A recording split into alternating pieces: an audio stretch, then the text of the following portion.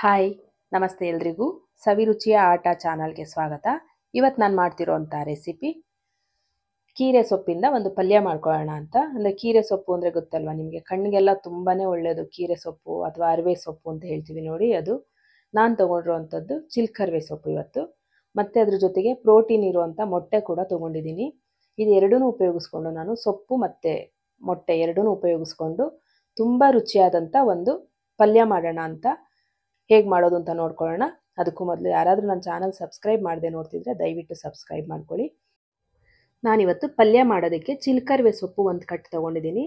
ಇದನ್ನು ನೀಟಾಗಿ ಸೋಸಿ ಅಂದರೆ ನಾವು ಬಲ್ತಿರೋ ಕಡ್ಡಿ ಎಲ್ಲ ತೊಗೋಬಾರ್ದು, ಸ್ವಲ್ಪ ಎಳೆದಾಗಿರೋಂಥ ಕಡ್ಡಿ ಸಮೇತ ತೊಗೊಂಡು ಚಿಕ್ಕದಾಗಿ ಕಟ್ ಮಾಡಿಕೊಂಡು ನೀಟಾಗಿ 2-3 ಸಾರಿ ಸೊಪ್ಪನ್ನು ತೊಳೆದಿಟ್ಕೊಂಡಿದ್ದೀನಿ. ನೋಡಿ, ಈ ರೀತಿಯಾಗಿ ತೊಳೆದು ನಾನು ಇಟ್ಕೊಂಡಿದ್ದೀನಿ. ಇವಾಗ ಇದನ್ನು ನಾನು ಸ್ವಲ್ಪನೇ ನೀರು ಹಾಕ್ಕೊಂಡು ಒಂದು ಪಾತ್ರೆಯಲ್ಲಿ ಬೇಯಿಸ್ಕೊಂಡ್ಬಿಡ್ತೀನಿ.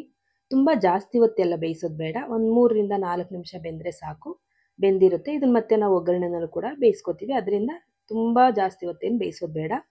ಇವಾಗ ಸೊಪ್ಪನ್ನು ಸೈಡ್ಗೆ ಎತ್ತಿಟ್ಕೊಂಡು ಸ್ಟವ್ ಹಚ್ಕೊಂಡು ಒಂದು ಬಾಣಲೆ ಇಟ್ಕೊಂಡಿದ್ದೀನಿ. ಬಾಣಲೆಗೆ ನಾನು ಒಂದೇ 1 ಟೇಬಲ್ ಸ್ಪೂನಷ್ಟು ಎಣ್ಣೆ ಸೇರಿಸ್ಕೊಂಡಿದ್ದೀನಿ. ಈ ಎಣ್ಣೆಗೆ ನಾನು 4 ಎಸಳು ಬೆಳ್ಳುಳ್ಳಿನ ಕಟ್ ಮಾಡಿ ಹಾಕ್ಕೊಂಡಿದ್ದೀನಿ. ಒಂದು ಗೆಡ್ಡೆ ಈರುಳ್ಳಿನ ಸಣ್ಣದಾಗಿ ಕಟ್ ಮಾಡಿ ನಾನು ಸೇರಿಸ್ಕೊಂಡಿದ್ದೀನಿ.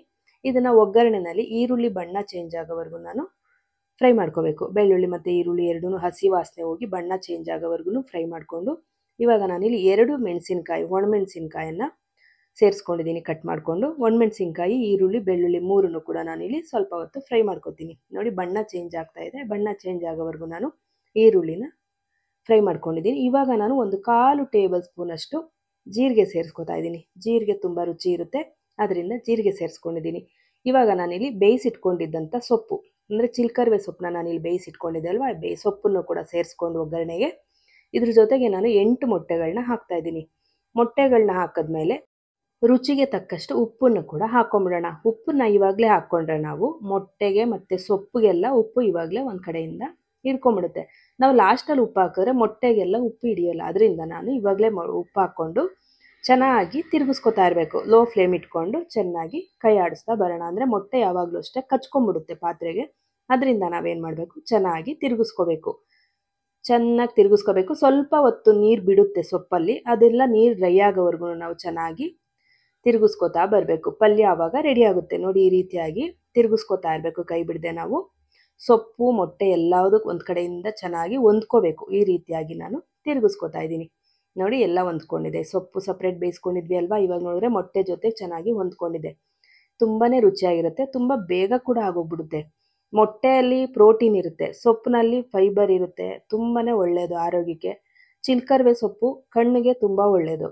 ಮಕ್ಳಿಗೆ ಅದರಿಂದ ನಾವು ಇದನ್ನೆಲ್ಲ ಮಾಡಿಕೊಡ್ಬೇಕು. ಸೊಪ್ಪಿನ ಪಲ್ಯ ಹಂಗೆ ಮಾಡಿಕೊಟ್ರೆ ತಿನ್ನಲ್ಲ ಮಕ್ಕಳು. ಅದರಿಂದ ಒಂದು ತಿಳಿ ಸಾರು ಮಾಡಿಕೊಂಡು ಇದ್ರ ಜೊತೆಗೆ ನಾವು ಈ ರೀತಿ ಎಲ್ಲ ಪಲ್ಯ ಮಾಡಿಕೊಟ್ರೆ ತುಂಬ ಇಷ್ಟಪಟ್ಟು ತಿಂತಾರೆ. ತುಂಬ ಖುಷಿ ಆಗುತ್ತೆ ಅವ್ರಿಗೂ. ಇನ್ನೊಂದ್ಸಲಿ ಕೇಳ್ತಾರೆ, ಇದೇ ಥರ ಮಾಡಿಕೊಡಮ್ಮ ಅಂತ ಕೇಳ್ತಾರೆ, ಅಷ್ಟು ಚೆನ್ನಾಗಿರುತ್ತೆ. ನೋಡಿ, ಈ ರೀತಿಯಾಗಿ ಸೊಪ್ಪು ಕೂಡ ಬೆಂದಿದೆ. ಮೊಟ್ಟೆಯಲ್ಲಿ ನೀರಿನ ಅಂಶ ಎಲ್ಲ ಹೋಯ್ತು. ನೋಡಿ, ಪಾತ್ರೆಯಲ್ಲಿ ಯಾವುದೇ ನೀರಿನ ಅಂಶ ಇಲ್ಲ. ಎಷ್ಟು ಈಸಿಯಾಗಿ ಆಗೋಗ್ಬಿಡುತ್ತೆ ಅಂದರೆ ಒಂದು 5 ನಿಮಿಷದಲ್ಲಿ ಪಲ್ಯ ರೆಡಿ ಆಯಿತು. ಸೊಪ್ಪು ಪಲ್ಯ ಅಂತಲೂ ಹೇಳ್ಬೋದು, ಮೊಟ್ಟೆ ಪಲ್ಯ ಅಂತಲೂ ಹೇಳ್ಬೋದು. ನಮ್ಮ ದೇಹಕ್ಕೆ ಏನು ಪ್ರೋಟೀನು ಫೈಬರ್ ಎಲ್ಲ ಬೇಕಾಗುತ್ತೋ ಎಲ್ಲ ಇದರಲ್ಲೇ ಇರುತ್ತೆ. ಈ ರೀತಿಯಾಗಿ ನೀವು ಮಾಡ್ಕೊಡ್ತೀರಾ ಅಂತ ಅನ್ಕೋತೀನಿ. ನಿಮ್ಗೆಲ್ರಿಗೂ ಈ ವಿಡಿಯೋ ಇಷ್ಟ ಆಗಿದರೆ ದಯವಿಟ್ಟು ಲೈಕ್ ಮಾಡಿ, ಶೇರ್ ಮಾಡಿ, ಕಮೆಂಟ್ ಮಾಡಿ, ಹಾಗೆ ನನ್ನ ಚಾನಲ್ನ ಸಬ್ಸ್ಕ್ರೈಬ್ ಮಾಡ್ಕೊಳ್ಳಿ. ಇಷ್ಟೊತ್ತು ತಾಳ್ಮೆಯಿಂದ ನನ್ನ ವಿಡಿಯೋ ನೋಡಿದ್ದಕ್ಕೆ ಥ್ಯಾಂಕ್ ಯು. ನೆಕ್ಸ್ಟ್ ವಿಡಿಯೋದಲ್ಲಿ ಸಿಗ್ತೀನಿ.